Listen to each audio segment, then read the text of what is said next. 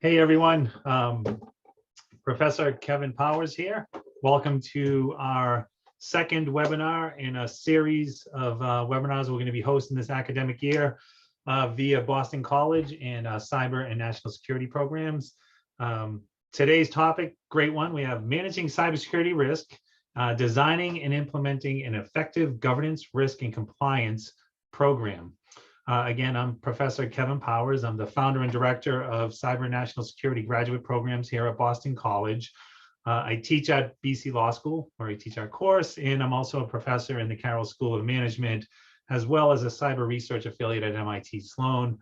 I've been an attorney for, I hate saying this, over 20 years, because I reveal my age there. Got all the makeup on now, trying to hide that.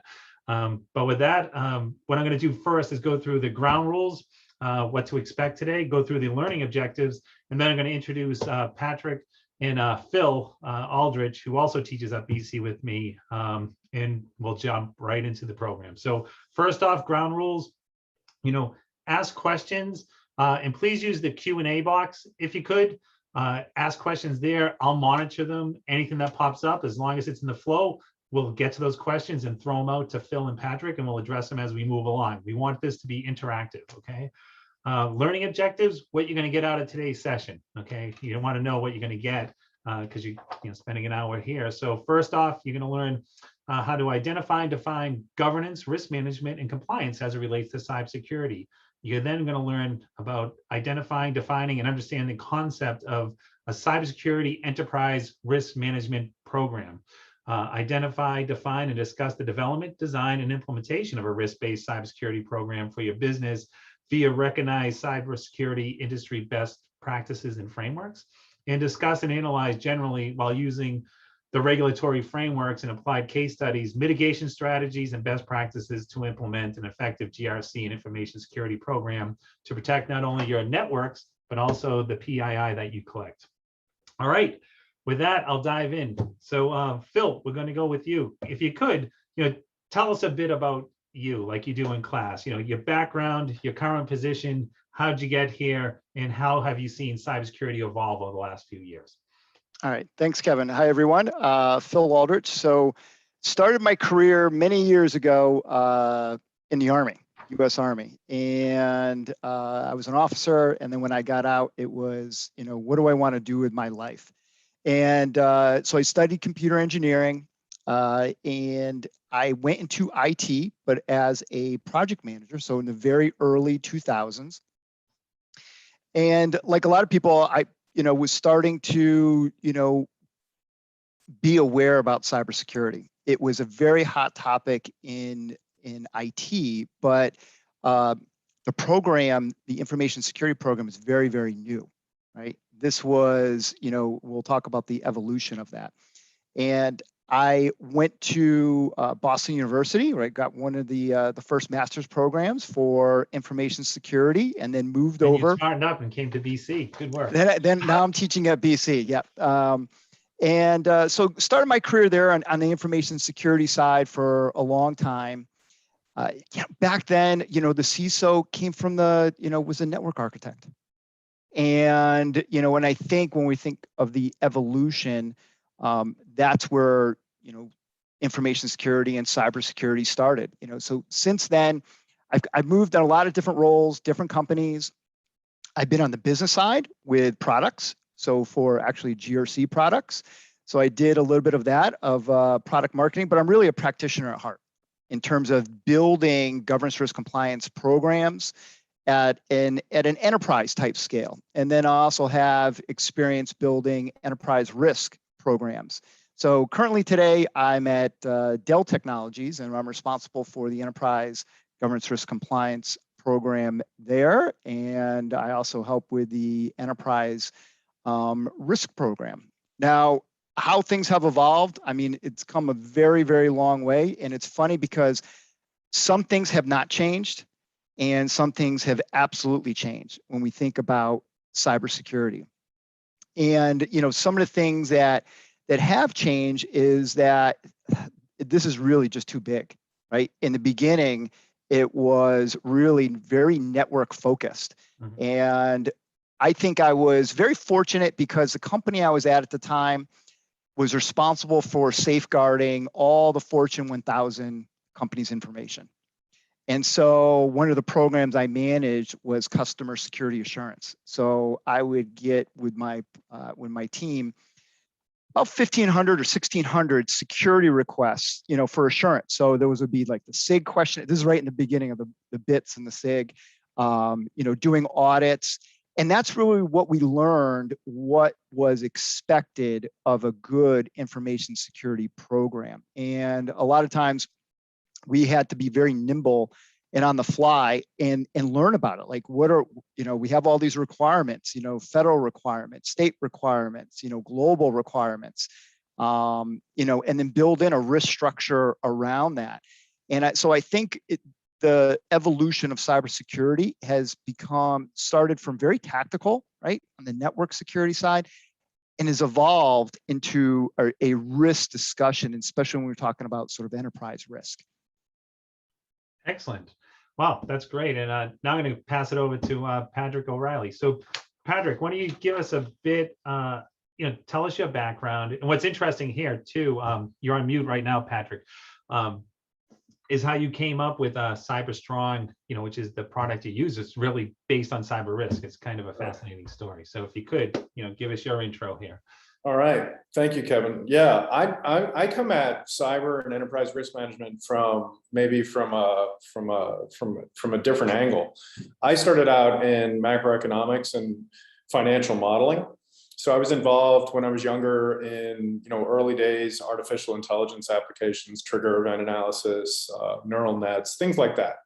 And I had a friend I went to school with, George Wren, who through the Sloan program over at MIT, who had been telling me for years that cyber was an interesting space. And I'd kind of say, yeah, it sounds fascinating.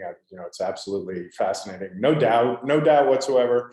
He's like, well, just let me show you some of the problems in cyber around, running control sets, enterprise risk management, requirements and some of the stuff I deal with. And at the time, he was the global CISO for Schneider Electric. So he was a Fortune 500 CISO. And so he showed me the problem set, what he thought the problem set was in cyber. And I just became immediately fixated on it and somewhat obsessed. And so we decided to start a company. In early days, what we did was we just ran control sets effectively in a small application for requirements like DFARS, so for the supply chain, selling into the government, into the Department of Defense.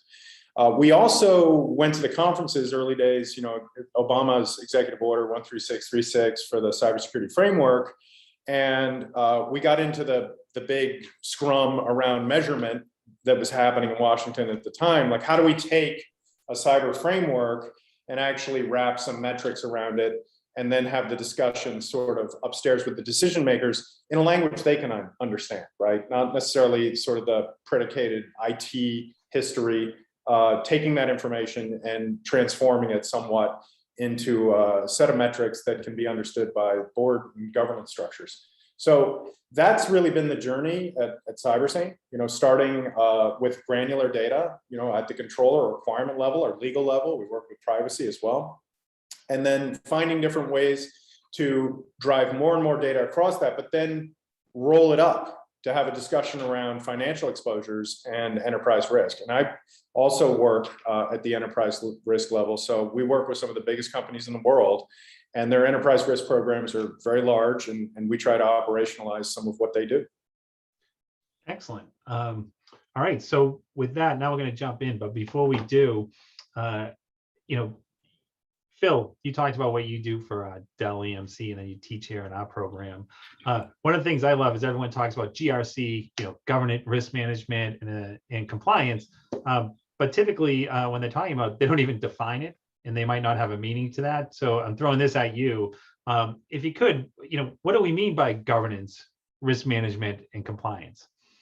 Yeah, I mean, this is kind of a love or hate term, but it does symbolize a lot. The history of this is it really started in analysts, back in the day when they're looking at a variety of different products, and they Right. saw that it can do various different capabilities. You know, when I get asked by, you know, a chief risk officer or, you know, C-level, you know, what is GRC all about? Because you think it's kind of three separate entities, you know, if you were to define each one separately. But one of the elevator pitches I do for GRC, it's about good decision making, and how you do it is you automate, integrate, and simplify the collection of risk data and risk processes, and you make sure that they all work together. And that seems to be a more simpler sort of concept around, you know, GRC. Some of the other terms I've heard, which I do like, is integrated risk management. So because that shows that there's more to it. There's a people element, right? When we talk about GRC type programs, it's about collaboration, right? It's about visibility and communication. And that's what I think gets lost when you're thinking about, you know, GRC and defining what a G means and an R and a C. It's not. It's a capability. It's bringing it all together, and it's hard. The bigger the company, the harder it is. No, that's great. Great. And Patrick, would you like to expound on that? What are your thoughts here? I completely agree. The bigger the company, the harder it is. But the more rewarding, you know, in a sense, it can be if you're able to, you know, pardon the phrase, herd all the cats. You know, so, you know, GRC for me, because we started out as integrated risk, and what we really meant by that was, and Gartner and some of the analysts in the community, what they mean by that is maybe less of a giant product that puts all the functional areas over in this silo or that silo or over there, or requires a year's worth of training to get users up and ready on a certain kind of, you know, analysis.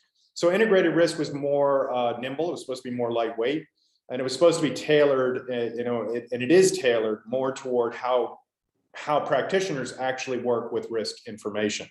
And, you know, that goes from the telemetry side of things into IT, first line, second line, third line of defense, even some of the old practices in risk management that are maybe centered in legacy products like Archer. So, but what we're finding more and more is that the practice of risk management has accelerated. You know, as cyber has become more and more important, and we all see it on the news, cyber is at the forefront. Governance structures, C-suites, chief information security officers understand that this has to be formalized on the fly and has to grow up fast. And really, I think that's what's happening in integrated risk. You're looking at all the good stuff that happened in GRC, but you're also trying to get more lightweight and nimble as to how you approach that. No, that's great. And really what we're talking about today is risk. I mean, that's what cybersecurity is all about. It's a risk proposition. But when we do look at compliance, and I think you both will agree that compliance is really the baseline, right? Just because you're compliant doesn't mean you're secure. And, you know, does anyone have any thoughts on that?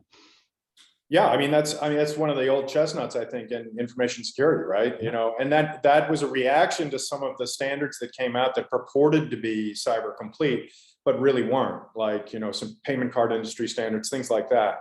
But, you know, compliance is still a good place to start. You know, it may not mean you're completely secure, but that's good information. That's kind of how I see it. Phil, you got any thoughts on that? Yeah, compliance is easy when we look at sort of the grand scheme, because you have something to work with, right? These are requirements that probably come external, right? There could be some internal, but it's all based upon, you know, context. These are, you know, either mandatory or, you know, voluntary type of, you know, controls that you have to do, that you have to implement.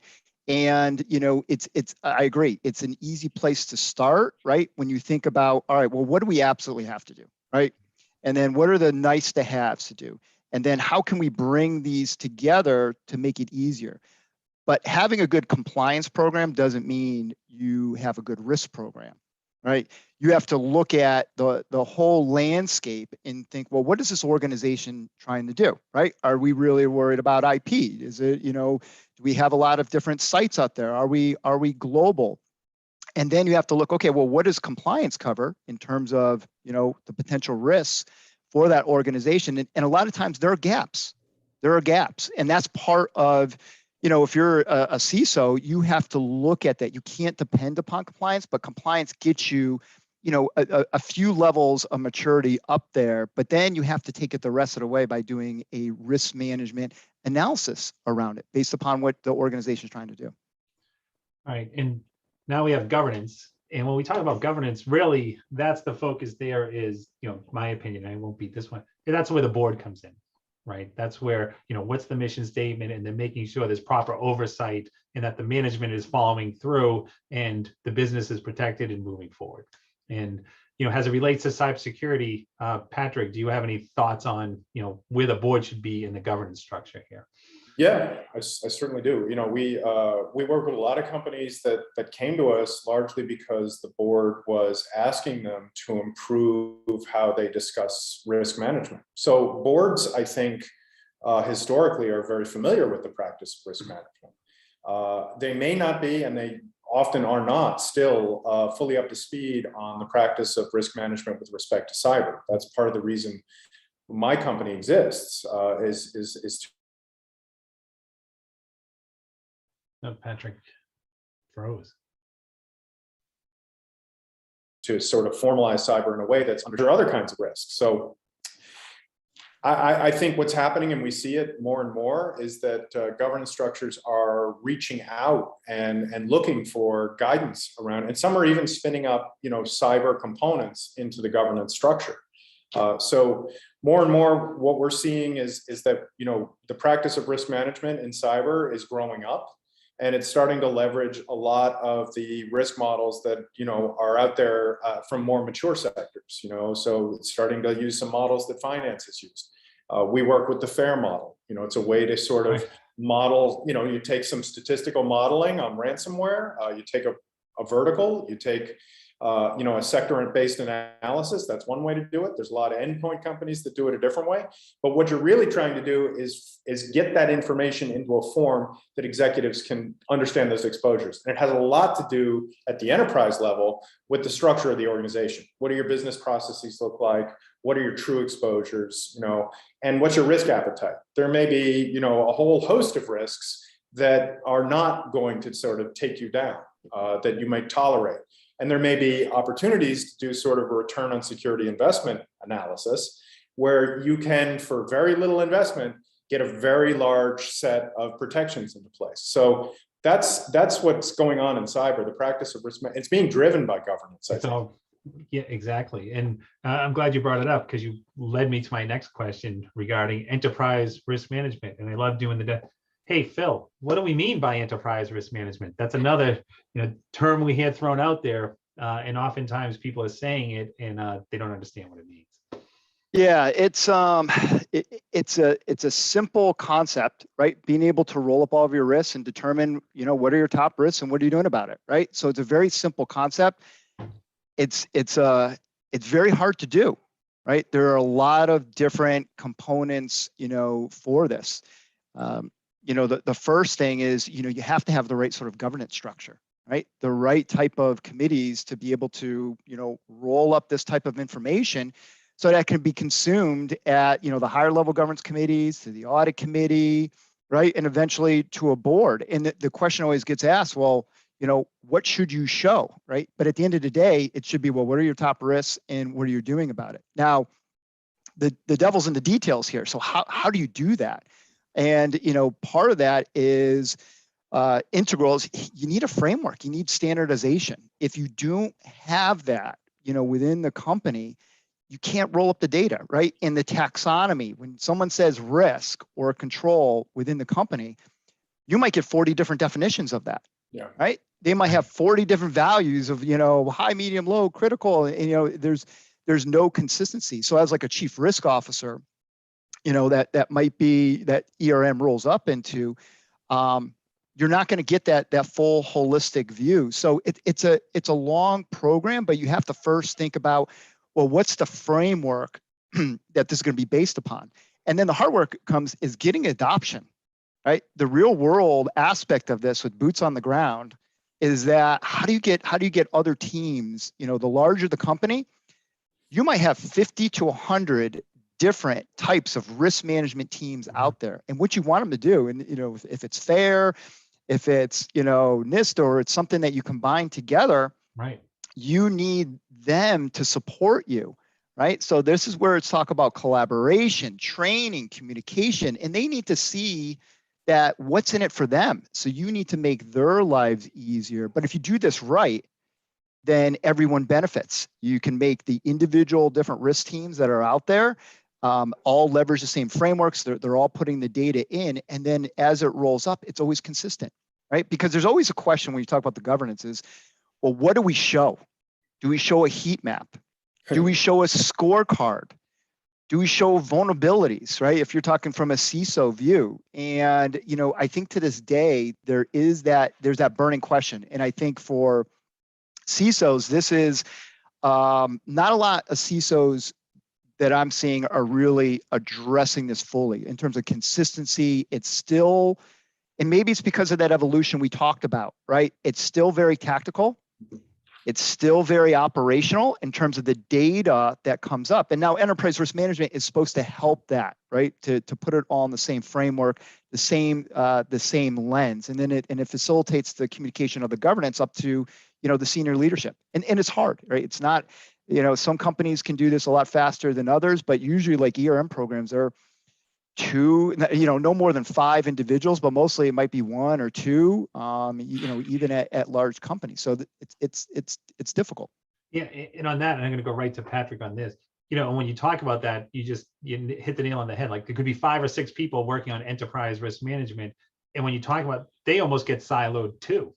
Yeah. Right. They're supposed to be across the enterprise, working with legal, compliance, IT, HR, the business units, things along those lines, and the CISO. And sometimes they turn into their own siloed group, and they're not really working as an enterprise. So Patrick, I'm going to throw it to you. Like, how can you solve that issue as it pops up? Yeah. Well, to Philip's point, it's hard, That's why I asked you the question. But it can be solved. It can be solved. So, and we're helping to solve it. And one of the ways you do it is you talk to everyone, first. Mm-hmm. And if you can have some executive buy-in, that's going to get it done faster as well. So if the CEO is basically saying, okay, everyone's in their silos, you're using that framework. You guys are using that framework. You guys went rogue years ago and built a spreadsheet with a unique scoring model that nobody understands. That's the first mess to clean up, right? And you almost need that executive buy-in. And sometimes that is the board telling the executives, mm-hmm. Look, we need to standardize, we need to centralize. I know we all like our snowflakes, but let's realize that there's a greater project to this. So that level of buy-in, and from my perspective, that's about gold standard approaches, right? Usually companies are using one kind of gold standard approach or another.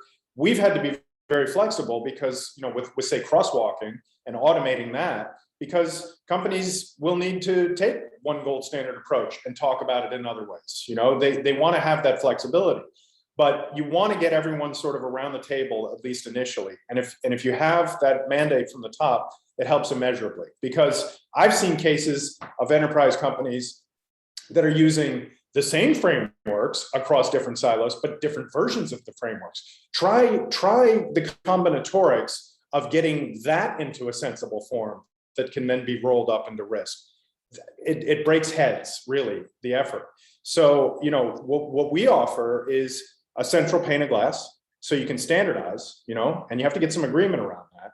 And then once you've done that, you get the power of some other things to help you report out on other standards. And then on risk metrics, frameworks, it's all about frameworks. Are we using the cybersecurity framework? We might be using the CSF. That's how we want to report. We want to look at the metrics by subcategory, but you can use others as well. We're not overly prescriptive here. It's just that you do need communication and you do need help from the top. Yeah, and before we get into the frameworks, one thing I want to talk about too, and we can cover this really quick because I think the answer is obvious. The biggest threat, which is the risk to a company right now or any organization, it is really ransomware. and we see that there. And if Phil, if you can just talk, really quickly on this, what's ransomware, and pretty much how is it getting into these networks? Yeah, I mean, I don't think you can go one day without checking like Yahoo News and seeing ransomware, and you read the Verizon breach report. Someone clicks something malicious, inadvertently, right? And there's multiple different vectors that this can happen, and some sort of malware that goes on there, and it can encrypt your information, and and it says, listen, if you want a key and you want to get back into your castle, you have to pay up, in crypto, or whatever. And it's increased because it's working. It's working, and the business behind this is it's a one-stop shop. I mean, there are different international entities out there. I mean, you can buy these. You have training on it. You can here's the how-to deploy it, the best way to use your social engineering. Oh, you have a problem with it, here's our support center. I mean, it's a big business now. So it's very systemic, and it's very, everyone is at risk, every organization. And that's why I think it's in the news, so much about it. Right. And one of the keys here too is it sounds like, oh, well, people just sending these emails, let's block it. We'll just buy a firewall. And that's the whole point about today, is that's not going to solve it, because you can't solve it that way. Because if you could, we wouldn't be talking about it right now. It really comes about these frameworks, which aren't just, oh, here's an IT framework we put in place. It is that enterprise approach, right? So it involves legal, data protection, network management, training of employees, constant training of employees, interactions with the boards, interaction with management, right? So we'll get there. So Patrick, I'm going to throw it over to you too. When we talk about the NIST framework, if you could, and you touched upon this earlier, what do we mean by the NIST framework? We always hear, I love going to conferences because I hear like NIST framework, and everyone's like, NIST framework, you know it. And what do we really mean by that? Right. What do we mean by it? Exactly. It's I work, and I have a lot of people on my staff, and sometimes they come in and they don't have a lot of exposure to it, but they get thrown in to talking to prospects right away, and they're like, oh sure, the NIST framework, it does this, it does that, it does that. But the NIST framework, the cybersecurity framework in particular, came about because the basic insight was that critical infrastructure sectors were all practicing cyber in different ways, and there had to be some more information sharing. And in order to share information, you have to be speaking at least a remotely similar language. So it really, to me, the initial meetings around the cybersecurity framework were just thousands of industry professionals showing up, talking about how they practice information security, and then formalizing that, right, into a structure with the understanding that you might have to talk to someone who doesn't practice information security about what you're doing. So it's really a series of containers for, concepts in information security with a set of mappings over into very specific frameworks. They call those the informative references. The informative references are the frameworks, COBIT, PCI, 853 series, the controls. You can map anything into the CSF. The CSF has 5 high-level functions, so identify, protect, detect, respond, recover. Then it's got categories, access control, and it goes from there. Then within those categories, it's got subcategories. The subcategories can be viewed as like mandates, diagnostic statements, or kind of containers for activities. Controls can be associated with those. So when you start doing that structure, building out that crystal, when you get to the top, you've got some metrics around how you're performing. And you can look at graphics and see where you've got gaps. Oh, we're not doing so well on access control. We're not doing so well on system and communications protection. How are we doing on risk assessment? How are we doing on governance? Governance is a part of the CSF. So it's really the aggregated wisdom of thousands of information security professionals in concert with the geniuses at NIST, which, it's quite a product as a consequence. Right. And on that too, you have the NIST framework, and you always hear that. there's like several frameworks that come out of NIST. You have the risk Oh, management yeah. one, you have the privacy one, and they're all great. Yeah. Like how you tie them all together and Yes. work them. That's, Yeah, and that's the RMF is really a methodology for scoping, really, in a sense. So it's a six-step methodology for scoping and choosing a control set. The privacy framework is based on the CSF. It's related. They're all related. You can use the RMF on the CSF. It's all related, and it's kind of brilliant. Yeah, and it gives you those tiers too. So it's not, and this is what I like, and we'll get to that. It's like based on your own unique risk and where you stand currently in your business, the size of the business, how much money you have in for investment, and then your maturity as it comes to cybersecurity. Now, Phil, when we talk about the NIST framework, we also have all these other issues that you deal with on the compliance side of the house, right? And I know Patrick deals with this too. You start talking about, whether it's the SEC, you have HIPAA rules that could apply to you. You have the GDPR, the General Data Protection Regulation. Now you have the new Chinese privacy law coming out that potentially could be a new United States federal one. We don't know if that's coming down the pike. We know that California is leading the charge right now. How do you take all this and tie it together? It's hard. Right. I mean, it ain't easy. Go, folks. Yeah. I mean, the real world, I mean, it is difficult. Now, there are a variety of different approaches and tools that you can use for it. I mean, just going back to, NIST cybersecurity, I like it, right? As a practitioner, what I like to is give me something that I can really use, right? So it's pretty prescriptive, right? And it gives you some best practices. So when you have certain capabilities that you need to do, it shows, it maps it to, some, particular control requirements, PCI or ISO or whatever, right? Some frequent ones that use, those are best practices. But the reality is there's might be hundreds and hundreds of different regulations out there, new ones coming up. And I mean, how do you make sense of it?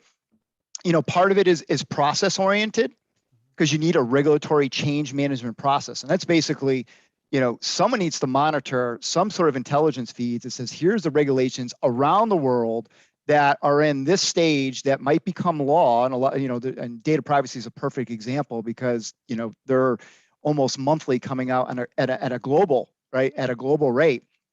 And then, you have to evaluate it and then determine what the impact is. Now, if you think that the organization is going to be obligated, right, to comply with it, then it's like, well, what do? We have like 100 different types of regulations, and how do you simplify it? Well, you have to normalize them together. And that's a different process. And I've seen different companies do it manually, right? And that's very hard. Looking at, is this control really, is that the same one as this? But you can use tools like the UCF, right? And other ones that are out there that says, hey, I need to comply with this, let's really check the box, this, and this. And rather than 5,000 set of controls, it whittles down to maybe 800, right? And that's part of that, process and using technology to do it. Yeah, and on that, when you talk about that too, is the NIST framework is not mandated, right? It's voluntary guidance. And when we talk about the regulators, whether it's state or federal, when they look at your cybersecurity practices, they typically just say, just be reasonable, which is a term of art as a lawyer, right? And what does that actually mean? And then they start looking at NIST, ISO, COVID, other type, high trust, whatever's out there. But Patrick, what I was wondering if you had slides available, because we talked about this. If you don't have them available, that's okay. But if you do, you can just, if you don't, you can speak to it. Like Phil brought up the whole issue of like, you have all these different laws, and he talked about like, how do you get the baseline there? Can you talk about that a bit? Yeah, I can put up a slide, I think, actually, here. Let me just grab the screen. Let me grab the screen here. Just give me one sec. And then I'm going to expand the Here we go. Share here. So, there are a lot of different approaches, and certainly the UCF is one approach for sure. But, we decided a few years ago that, we were going to try to solve this using some NLP. The pain points are incredible. Philip got to it. I mean, it's head-breaking stuff. The system integrators sell crosswalking projects for very large sums of money. The UCF will give you, some good crosswalks, but you have to use their methodology, and there's a paywall. To me, it's set up as an NLP issue. If you could feed some machine learning, all the security language on the planet, you might actually teach it something, it might actually learn something, and you might start to relate across all these requirements. The financial sector is very interested in this kind of stuff because they've got anywhere from 30 to 50 regs in play, just baseline, and they're trying to harmonize all of that and project it into the financial sector version of the CSF. So what our approach has been to build out UI functionality around, the test once, use many methodology. It takes teams a month or more to go from, say, 853 into PCI or 853 into HIPAA or over to COBIT, things like that. We can give them an analysis very quickly on this that allows them to actually do it in the UI and save some time and effort. And another aspect of it is some of the industry standard crosswalks, and Philip probably knows this, aren't that great. I wouldn't say that the 853 analysis that goes into the SIS 20 is all that good historically. It's coarse and it's done at a very high level. So controls might have 15 to 20 line items in them, right? I can think of a few off the top of my head. And if you're trying to get 15 to 20 line items over into something that's one line item, or two, you've got a bit of a challenge on your hands. And one of the things that the NLP does is it breaks all security language down into the component parts so that you can get a more precise mapping. And, humans have been doing this for a long time, but they're exhausted. I mean, this is being done on Excel sheets, and it really does, it creates attrition in information security. This one problem really does. So like Philip said, there's a lot of tools. This is our particular approach at the moment. And, one of the things I like about having this capability is the relief that I hear, when I show it to certain information security professionals. They're just like, oh my God, this can help, it's, and it helps them iterate as well and refine mappings and over time. So that's one slide I have. Yeah, if you're on a controls, assurance program, in an organization, especially cybersecurity, that's one of the programs where you probably age the fastest. Yes. If you're not using technology, I've seen multiple teams try, they'll get it set, they'll spend 6 months trying to normalize all their control sets, and then guess what? 10 more come in, it's ongoing. So you have to use technology, to keep ahead of it, right? Because it's not slowing down; it's increasing, and privacy is a perfect example of this. It is. And I'm glad you brought that up, Phil, too, because when we're talking about risk, we could just focus on, oh my gosh, the risk of the cyber threat actor, right? But there's also the risk in the wrath of the regulator as well, right? So that's what we're talking about here too, right? But there's another piece of the privacy component. It's not just the collecting of the data, how you store it, how you protect it, and how you use it, with your authority to do so. But also comes down to my rights as an individual and to have those processes in place.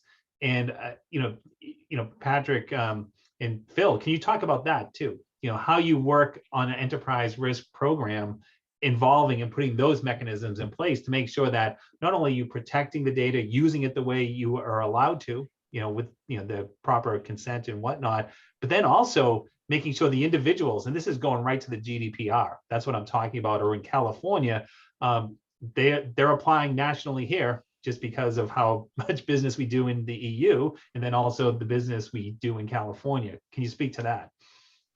Yeah, there's a couple aspects to this. Internally, organizations, have to manage it themselves, and you have to know where your data is, where it's going, where it's being stored, And is it labeled right? Does it have the right, retention? What type of, data this is, and align the controls, around that. And that's hard because a lot of organizations, they still work SharePoint, and they put the Excel over here, and then they email it over here. So consolidated tools like, GRC platforms and stuff are good because it consolidates a lot of the data, and executives like that because, all right, it's all in here. Now, the other side is from the customer standpoint, right? And the obligations that, in terms of protecting their information, from all the different privacy regulations out there, and processes like data subject rights. I mean, you have to think about this. Any customer, right, in different territories, right? We'll just pick the EU, says, I want to know what data you have on me, and then they have the right, to have it removed. If you're in a big company, I mean, think of if you don't do your internal processes well, and there's an SLA, there's different SLAs on this, 5 days a week, right? It depends on which ones we're looking at. It starts ticking. Once they make that formal request, I mean, you could have hundreds of different applications out there. Even offline, and you have to be able to respond, within that SLA that says, here's the information we have on you. And then they can say, yeah, we want it removed. So you have to have a process to automate to get that. And I think a lot of organizations are kind of realizing just how difficult it is. So part of it is you have to do the right thing in-house to understand this. And then you got to build this process in because, all these privacy regulations are, increasing, and you got to be, you are on the hook, once they make that request. And this is a challenge for everyone right now.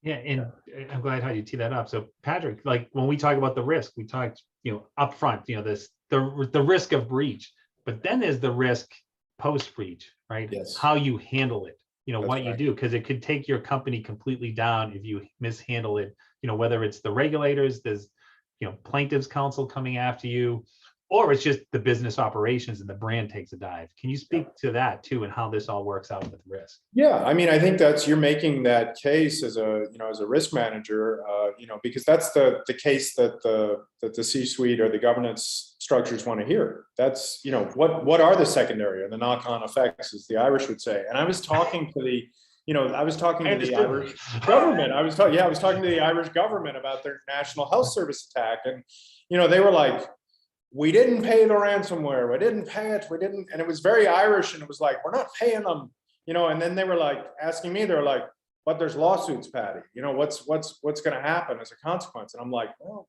I mean, it is personal data. It's health data, and you have exposure. And, they understood that. And it's to do a proper risk analysis on these things, you have to consider the knock-on effects. You just do. So I think, we over here at Cybersecurity, we have models, for that. So there's primary loss and there's secondary loss. There's reputational loss. There's IP loss. There's, there's loss in lawsuits. There's loss in having to staff up to recover. There's loss in having to replace equipment. There's all of these cascading losses that can occur. And you have to kind of get your head around that complexity, as the Irish were doing in that case. Yeah, and I'm going to tie it back to where we really started here too. When we talk about risk and when we talk about cybersecurity, I think, and I say this all the time, it used to be the business of business is business, and I think now the business of business is cybersecurity and then business, because it's so integrated in there that you can't run a business without being secure. So when we get back to the board, right, and we're communicating to the board, how do we get up to the board and communicate, here's the risk that we're facing here. This is how we make the business case to get proper investment and get the buy-in. And there's a lot out there. And Patrick, we've talked about this, and Phil, we've talked about this too. People who are board of, directors on boards, they're usually really brilliant people. They understand risk. They're CEOs of different companies. So it's not these people just can't understand it, but there seems to be a gap in the communication. And can you, I'll throw this to Phil first and then to you, Patrick, like, how do we communicate all that? How can the CISO do that? Yeah. It's still, I think, a big problem out in the industry right now. And is that, I mean, the reality is if you go into, a board of directors or audit committee, 15 minutes. I mean, if you get a half hour tops, I mean, you're doing well, and you have to convey all that information. And if you can't translate it very, very simply, you know, you're gonna lose them. Now, I think we're seeing out in the industry that more boards are looking for leaders to, you know, to bring onto their boards that have experience, because, you know, a lot of them don't have that cybersecurity. They can't, you know, translate it themselves. But I think the issue is that, you know, CISOs are really not tying it back to the business. You know, Right. like, if we don't do this, here are the major initiatives that the business is trying to do, and, you know, here is the impact of that. And that's part of enterprise risk management. You know, I mean, it's tying all that together to tell the story very simply. Now, what format you do it in, you know, I'm always with keep it as, you know, keep it simple, stupid, right? Don't make it, you know, don't show them like, you know, 50 different types of, you know, graphs and charts. I mean, you know, I personally think, you know, just a simple scorecard, something that is consistent, recurring. You can back up the data, but where they can easily see, here's the top risks. It's related to these, you know, corporate objectives, you know, within these strategies. And then, you know, I always believe if you can't measure it, you can't manage it.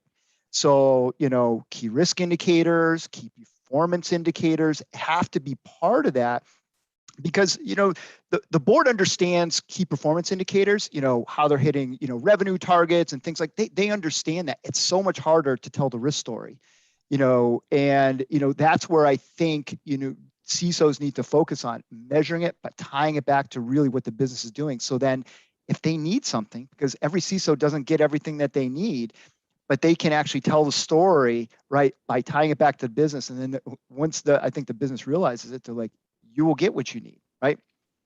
Yeah, no, and Patrick, tying in what Phil just talked about, you know, it is about risk, but it's really about strategy too. You know, when you're at the board, that's what it comes down to. And, you know, can you follow up and speak to that? Yeah, you know, I mean, no, there isn't a board in existence that wouldn't want to do the things they need to do to become, you know, more resilient, you know, and protect the lines of business that got them where they are, you know, and ultimately that's what Philip was talking about there, you know, relating it back to the business. And, you know, we can talk about why there's a disconnect between, you know, if CISOs came out of IT, is that disconnect cultural? Yeah, probably to some extent it is, but that's all changing. And, you know, what we see now is, you know, we talk to both parties. We talk to all parties. So we'll talk to the governance types, we'll talk to the C-suite, we'll talk to the CISOs. And it's one big conversation, and that conversation is maturing. So, you know, some companies now, some major enterprise companies on this planet are saying, look, this is how we want to be talked about when it comes to information security and cyber risk. This is what we sort of consider an acceptable way to talk about it. It might be security return on investment. It might be solution cost modeling. It might be the FAIR model. It might be the families in NIST. It might be the CSF. It might be the KPIs around some of these things. But they're beginning to understand that there are ways to talk about it at a high level. And where we find the most productive use of our time and in building software is when everyone's bought in and has decided, this is how we want to talk about it, and this is how we want to standardize, and this is how we're going to do it going forward. And that conversation 5 years ago, when when we started building this, it was all over the place. I'd get on phone calls, I'd talk for days to, you know, information security practitioners who were trying to make the case upstairs, but just couldn't for one reason or another, and that varied. And then I'd talk to C-suite types who would say, look, you know, we've got to get better at this. And now the conversation has shifted quite a bit. And I think that the industry, cyber, is growing up around risk management to a large extent. Yeah, and on that, and you mentioned this earlier, Patrick, and I'll throw it to Phil, you know, I'll throw it to you and then to Phil too. Gartner's done some research on this, and they're predicting by like 2025 that I think it was like 10%, maybe higher, of boards will have its own separate cybersecurity committee, you know, pulling it away from the audit committee and just having a separate committee. Do you think that you'll see more of that? And do you think that's a good idea? Patrick. Yeah, I think we will see more of it. I've certainly seen that in some of the enforcement actions too. Effectively, a new committee has been spun up or mandated. Oh, yeah, I've seen it. Yeah, and you know, I think it's a great idea because cyber is unique in some ways, and you need to have some specialized interest in it to understand it fully. And running cyber as a business function, the more that can be done on the governance side, the better. Because Right. I think it's the interest from governance that's driving some of this change. Phil, what's your thoughts? Yeah, I think it's inevitable. I mean, I can't imagine any Fortune 1000 company that doesn't have cyber as one of their top three, risks. Right. And then you look at all the, the industry, benchmarks that are there. I mean, it's in the top three. You're going to need additional governance and oversight, and focus, on this area. And then the question comes like, well, how do you report it the right way? Right, to tell the right story. But I do see movement in the industry in maturing to tell the right risk story. I think it needs to move a lot faster. Yeah. Frankly, and part of it is we part of it's process using standardized framework, but you have to use technology. You got to be able to collect all the data. You have to normalize that data, and you got to be able to do analytics now. I mean, there's just I think that's the future, but you got to put them all, you got to align the process with the technology, but tell the simple story, especially, and that's the hard part, right? And tying it to business. Yeah, and on that too, when we talk about cybersecurity, what's important to understand when we talk about not just protecting the systems and the business operations, we're also talking about data security, data privacy. That would all be put together under that committee if there was a committee set up. All right, we're limited on time here, so I'm going to throw this one out to both of you. Really, what should companies be doing to reduce their cyber risk right now, and what should they not be doing? So Phil, I'll start with you, then I'll go to Patrick, and then we have a couple of questions and we can wrap it up here. Yeah, I mean, keep it simple, right? There's very simple things you need to do. I mean, if you don't know what your critical assets are, and we're just strictly from a cybersecurity standpoint, and you'd be surprised out there, they might have a CMDB, but they don't know what is critical to the business. I mean, I think is, if I was a new CISO, that would be one of the first things to understand and how that relates to what the business is, trying to do. And then the second thing is, talk with your enterprise risk. If you're a CISO, see what the standardized framework is, get some collaboration so you can have consistency in that communication. Because silos kill organizations for risk management. I mean, you could have a good program in the cyber side, but if it doesn't align to everyone else, then you're not going to get the full picture is not going to be there, and everyone's talking, apples and oranges, with that. But keep it simple. Understand what the business is, and use technology where necessary. Yeah. Excellent. Patrick.